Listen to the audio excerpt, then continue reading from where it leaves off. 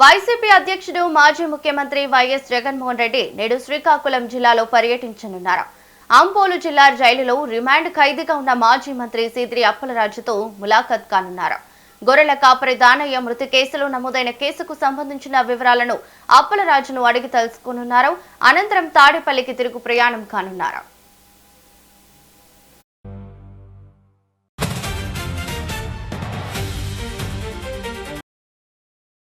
ఇక ఇదే అంశంపై మరింత సమాచారం మా ప్రతినిధి ఈశ్వర్ ఫోన్ ద్వారా అందిస్తారు. ఈశ్వర్, చెప్పండి.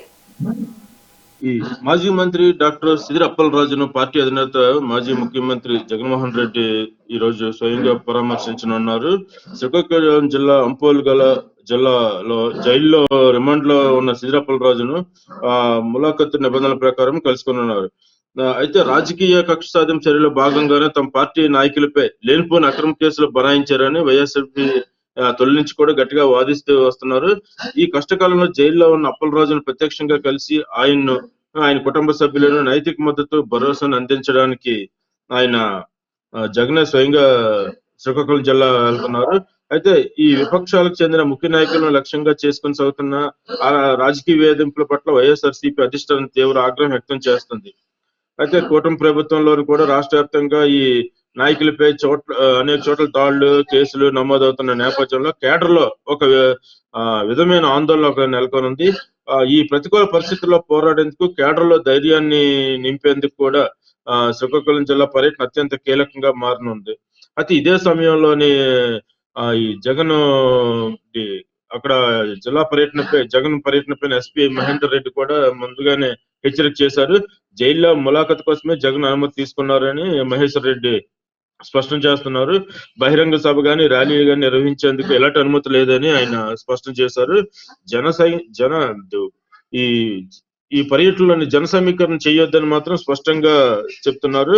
అదే జన సమీకరణ జరిగితే చట్టపరమైన చర్యలు తీసుకుంటామని ఆయన ఎస్పీ ముందుగానే హెచ్చరిక చేశారు.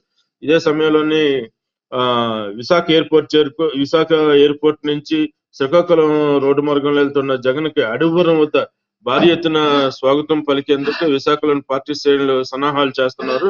అంటే విశాఖ ఎయిర్పోర్ట్ నుంచి గోపాలపట్నం, సింహాచలం, అడవివరం మీదుగా నీలకుండీల మీదుగా ఆయన సెంట్రల్ జంక్షన్, తర్వాత తగరపల్స, భోగాపురం, విజయనగరం బైపాస్ మీదుగా ఆయన శ్రీకాకుళం చేరుకుంటారు. అయితే ఇక్కడ మొత్తం వైజాగ్ నుంచి పార్టీ శ్రేణులు అన్ని అడవివరం దగ్గర 3 రోడ్ల జంక్షన్ దగ్గర చేరుకొని ఆయనకు పెద్ద ఎత్తున స్వాగతం చెప్పాలని పార్టీ సన్నాహాలు చేస్తున్నారు. ఈశ్వర్, మరి శ్రీకాకుళంకి మాజీ ముఖ్యమంత్రి జగన్ రాక సందర్భంగా పోలీసుల భద్రతా చర్యలు ఎలా ఉన్నాయి? అంటే జగన్ వస్తున్న దృష్టిలోని అక్కడ భారీ ఎత్తున బందోబస్తు ఏర్పాటు చేశారు. అక్కడ ఎటువంటి ఇది కూడా ర్యాలీలు కానీ లేకపోతే మీటింగ్లు కానీ పెట్టకుండా ముందస్తుగానే ఆయన సన్నాహాలు చేశారు అక్కడ SP Maheshwar Reddy garu. Thank you Eshwar.